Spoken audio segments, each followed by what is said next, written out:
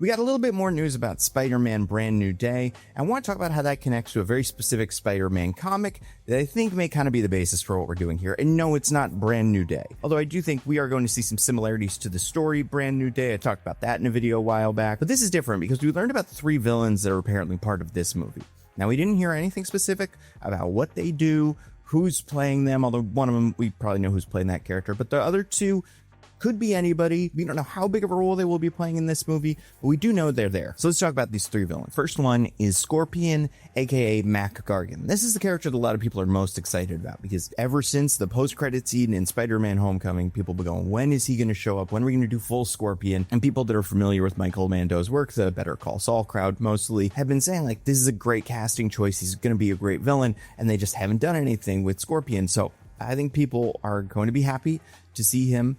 I have an opinion about him, which we will get to when we talk about the next guy. But I think overall, bringing Scorpion in here makes sense, if for nothing else than to just like do it, get it out of their system. Also, Scorpion is not a villain that Spider-Man has ever fought in live action before. He has only been in cartoons and comics and games and all that stuff. But I don't have too much to say about Scorpion. I want to talk about the 2 other villains that we found out are a Brand New Day. Now, this was all reported as part of some Disney shareholdery kind of event thing. There's no footage. I have not seen any footage. However, these 3 are so specific. Scorpion, you could say maybe if someone said, oh, Scorpion's going to be in it, I'd go, oh, okay, whatever you say. But if someone said these other 2 specifically, it makes me go like, well, you must know something because those other 2 are kind of deep cuts and I wouldn't expect to see them in this movie. So yeah, you must have some information. And also, we're not going to talk about Mr. Negative, the other character that keeps getting brought up and rumored for a role in this movie, because he was not one of the characters that was brought up. The other 2 characters are going to start with one, Tombstone. This is Lonnie Lincoln. He's right over here looking at Spider-Man menacingly. He's one of the gang leaders in Spider-Man comics. He has a very specific look. He has albinism, so his skin is white, but also because it's a comic, he's got a very white, like fully white, almost like a ghost, like a Tombstone kind of appearance. Sometimes he's like pointy little shark teeth. He is bulletproof after exposure to a chemical or something like that. I can't remember. And the most interesting thing about Tombstone in the comics is he is a good childhood friend of Robbie Robertson, Peter Parker's boss at the Daily Bugle, who works between Peter and J. Jonah Jameson. Robbie is a good guy. He's very compassionate, nice to Peter, a good boss, but he has this past from, I believe, Philadelphia, where he used to run with Lonnie. Now Lonnie is supervillain. He comes back and causes trouble for Robbie. That is what I would expect from like a Tombstone story. Now, we do not have a Robbie Robertson in the Marvel Cinematic Universe, but now maybe we have a Tombstone, so maybe he's going to show up too. Tombstone brings up a problem that I think some of you have already caught on to. We just did this in Your Friendly Neighborhood Spider-Man. Not exactly this kind of story with what you consider a classic Tombstone, but a very similar Scorpion to what I assumed we would get if we ever did a live-action Michael Mando Scorpion, and then an origin story for Lonnie Lincoln, where he turns into Tombstone, becomes a gang member. He used to be a friend of Spider-Man, so they kind of have transposed the Robbie and Lonnie relationship into Lonnie and now Peter, but he used to be a good guy, and now he's on the path to being a bad guy. Not to fully spoil what goes on in that season, but like, Tombstone's in it to some extent. And I think when I saw the list of these 3 characters, I was excited.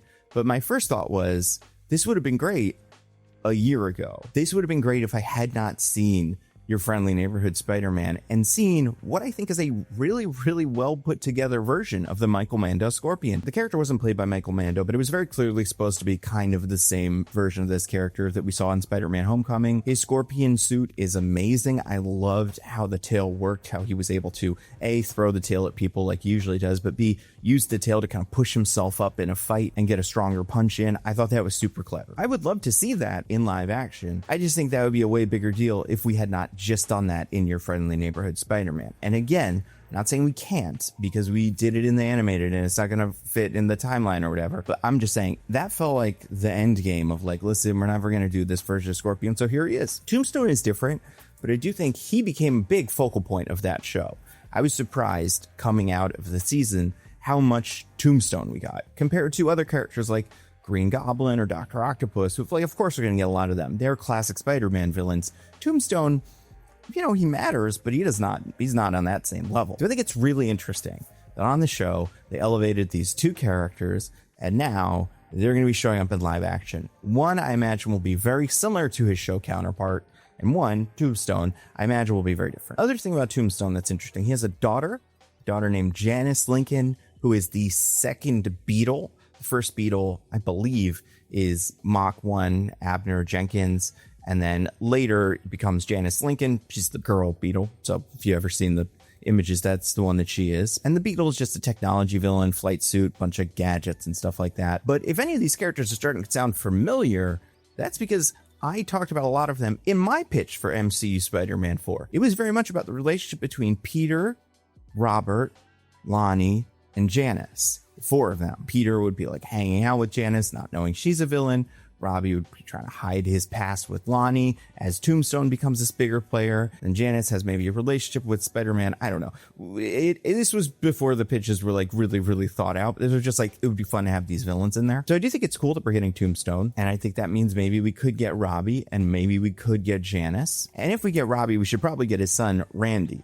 Now, Randy shows up in other material, but also in this Nick Spencer, Ryan Ottley, Amazing Spider-Man comic. This is a really good like jumping off point for Spider-Man. The title of this volume of it is Back to Basics. And it tells the story of a Peter Parker who is trying to find his footing again. He is trying to get an apartment. He's doing so with his friend Randy Robertson, who is also kind of broke like Peter. But the two of them are like, well, we can find a place in the city. It's not terrible. But at the same time, Peter has to go be Spider-Man. Robbie doesn't know about this. So, the usual stuff. And then this book, Peter goes to fight some villains. He ends up fighting one specifically named Boomerang. So this is Boomerang. He is not Captain Boomerang. That is a character from DC Comics. He's very similar to Captain Boomerang because he has all kinds of exploding boomerangs. I don't believe the Marvel Boomerang is Australian. I would say that's probably the biggest difference. I believe Marvel's Boomerang is a baseball player who turned to a life of crime after maybe betting on games or something like that. But I'm pretty sure he's American. If he's Australian, it doesn't come up in the comics. He doesn't sound like it. It's not written like it. If anything, he's kind of like a jerky guy. You've met this guy before. And I think his personality is interesting because outside of his supervillaining, he happens to also be Peter and Randy's third roommate. You have Peter Parker, Spider-Man, Randy Robertson, Robbie Robertson's son, and then you have Fred Myers, who is a supervillain on the side. Peter Parker kind of finds this out. It's interesting because Boomerang is one of those villains very much like Captain Boomerang, who's seen as kind of a joke in his universe, but at the same time, he's connected to an important crime, something Peter has to figure out. So he's like, I'm going to let him go so that he can lead me to whatever it is he's up to. And also so he can pay rent because I am broke. So those are the three villains that we found out about: Scorpion, Tombstone, Boomerang. But I think that's really interesting because Boomerang is also a member of a team that eventually contained Beetle, a team that also had other characters that we haven't really run into yet. But that team is the Superior Foes of Spider-Man, is a very popular comic, again by Nick Spencer, around the same time as this run. And the idea of that is a couple of Spider-Man's enemies get together and try to do crimes together against some of the other criminals, not because they're good guys, just because they're like, we know that we can rob these guys too. It's mostly because they're all burnouts. But I think it's really interesting that it seems like this movie is taking inspiration from these Nick Spencer characters because those books are really well received. There's parts of them, I would say the Kindred bit, which comes up throughout the book, but really makes itself known later. That didn't play out very well. But a lot of this stuff with Spider-Man just dealing with street level villains worked. Now, assuming Mr. Negative is in this movie, what we're looking at is Mr. Negative, crime boss, Tombstone, crime boss, Scorpion, Enforcer, maybe crime boss, Boomerang, probably Enforcer, not really a crime boss. But right now it seems like we might be getting what was one of the rumored Brand New Day storylines, which is a gang war between different gang factions in New York City. Maybe Kingpin even plays into this in some way. But I think that is interesting because this feels like the closest we have come to the actual street level Spider-Man movie that people say they want. And I want this as well. I definitely think Your Friendly Neighborhood Spider-Man was the best street level Spider-Man storyline that we've gotten in a while. So I think there's room to improve. So on one hand, I hope this movie takes some inspiration from Your Friendly Neighborhood Spider-Man. But on the other hand, I hope it's different enough. I hope it doesn't feel like it's just kind of copying some of those ideas because a bunch of these characters are now showing up in both. But that's all we got here. I think as far as casting, I don't really want to get into too much.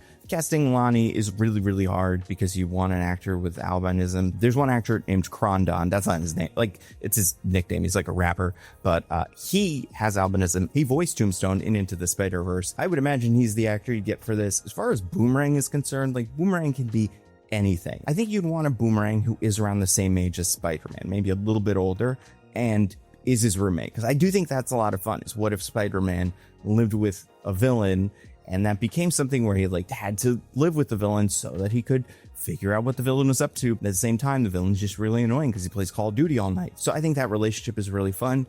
If we're doing that, I do think you want a Boomerang who's like, you know, in his mid-20s. Oh, you know what? If I want somebody who's like good at playing a real piece of shit, this is a Jack Quaid role, if I've ever heard one.